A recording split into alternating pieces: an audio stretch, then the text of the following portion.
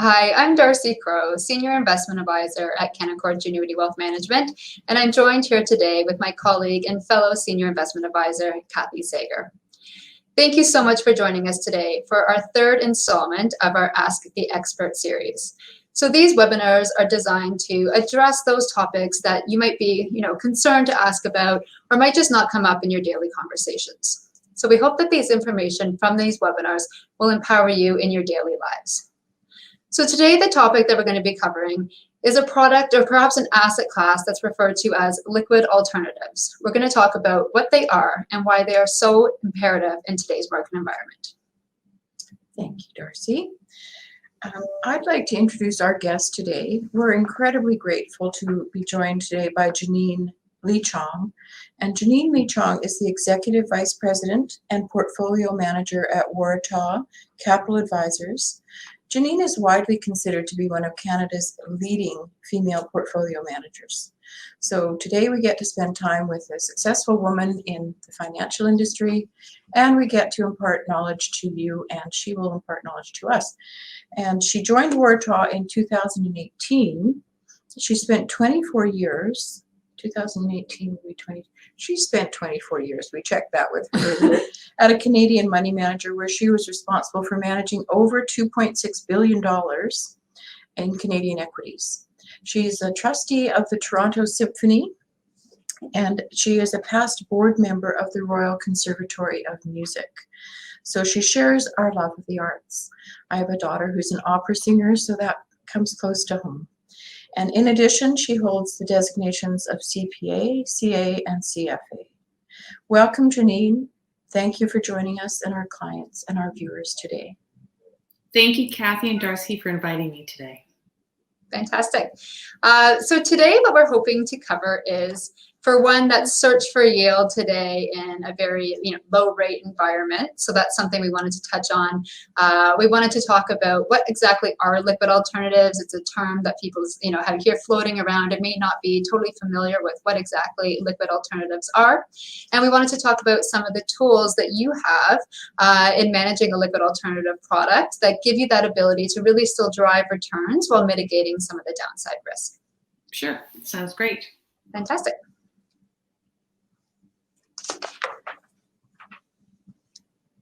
So in today's low interest rate environment with bond markets challenged for yield, what are some of the tools that investors can incorporate into their portfolios to achieve the desired rates of return, Jeannine? So there's no doubt that the interest rate environment we've seen in the last 10, 15 years, rates have come down. And so it's been very difficult for investors to actually get yield in their portfolio, particularly through bond yields. And they've been actually turning to dividend yields. But some of these dividend yields, I would say, the companies have become expensive and they're looking for alternatives. We think liquid alternatives are a great way to actually diversify the portfolio and look for other alternatives, and you're able to actually boost the yield and boost the returns in the overall portfolio of a client. Okay, fantastic. And we thought it might be great to talk about a little bit of your experience, given that you've been in the business for 24 years now. You've had the experience of both going through 2008, which had its own unique circumstances, and of course, 2020, managing through COVID. So can you talk to us a little bit about what that experience was like, just to get a little bit more background on you and your management throughout those times? Sure. I started my career actually and working for my mentor, Ira Gluskin. I was at Gluskin Sheff for 22 years and have since joined Waratah. And I guess part of the benefit of my background is most of my career has been managing money for high net worth clients. And high net worth clients, and I would say generally all clients, are really concerned with capital drawdowns. They want to preserve capital and they want to grow that capital. And so in managing money, I was never constrained with looking at indices or indexes, or I had the freedom to construct the portfolio the way I wanted to.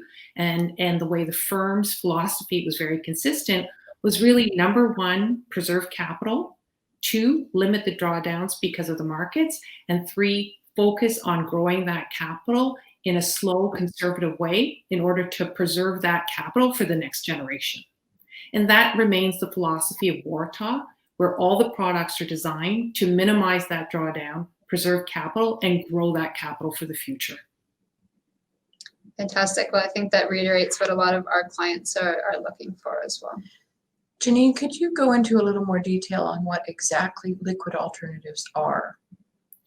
So liquid alternatives is a fairly new product category. And let me just go back a little bit to frame things. You read in the paper, and I'm sure some of your clients are very familiar with pension funds and high net worth individuals being able to access what they call alternative investments. So most of the clients before were only allowed to, or could only have access to the bond market or to equities. Liquid alternatives presents an opportunity to invest in an alternative asset class, which is designed to mitigate risk, volatility, and drawdowns in capital. And if you look at what's happened, it started off with pension funds, then it came into family offices, high net worth individuals. And I think that this regulatory introduction of this new product at the retail level has opened a whole new window for retail clients, a product that was never accessed before, and now retail clients are able to access this asset class. So would you say it's for all retail clients? Like, is there a category of client that it's best suited to? How would you describe that? I think that liquid alternatives has a place in every client's portfolio, particularly in this market today where we have very low rates, and we have no place. Bonds have actually probably, have been propped by low interest rates and what the Fed has been doing. So I do think it has a place in every client's portfolio, matter of different degrees in asset class, where you are, the risk spectrum, where you are in your life cycle, how old you are. But it really is a ballast, the way we look at it in the portfolio of a client. Thank you. Yeah, that's great. And actually, I think I read an article the other day that was entitled, the great rotation out of government bonds, and how, it's really been such a great allocation for, a decade or two now. But, times are changed with the, rates where we are today. And so liquid alternatives are certainly serving a more important role throughout this environment. So we wanted to talk a little bit more about your investment philosophy, specifically, and your approach to both security selection and portfolio construction. So because I have actually had a focus and sort of my background in terms of preserving capital, I'm a little biased in looking at companies that generate cash flow. And because I think the value of a company is actually based on the future value of the net present values of all the future cash flows. So I really pay attention to that, and I pay attention to the risks to that cash flow and how could it impact it, where it's cyclicality or changes in fundamentals. We do spend a lot of time going through regulatory financial statements, talking to management teams, doing a lot of research on the industry to try and figure out what the downside risk. As I told you, one of our main goals in investing is to minimize that downside risk. We actually, when we construct the portfolio, look at it as three different buckets: sort of core, opportunistic, and cyclical. And core really being companies that will hold long term. We think that they're compound, they will grow in the future. Opportunistics are stocks that we think are mispriced, or that the market's missing something, an asset value, not properly valuing it. And cyclical is just things that are happening in the economy where we think there's a trend.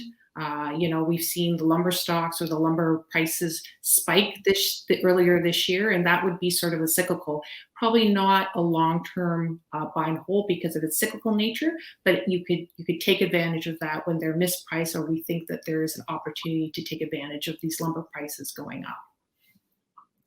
Thank you. Jeannine, what are some of the tools that you use to mitigate risk?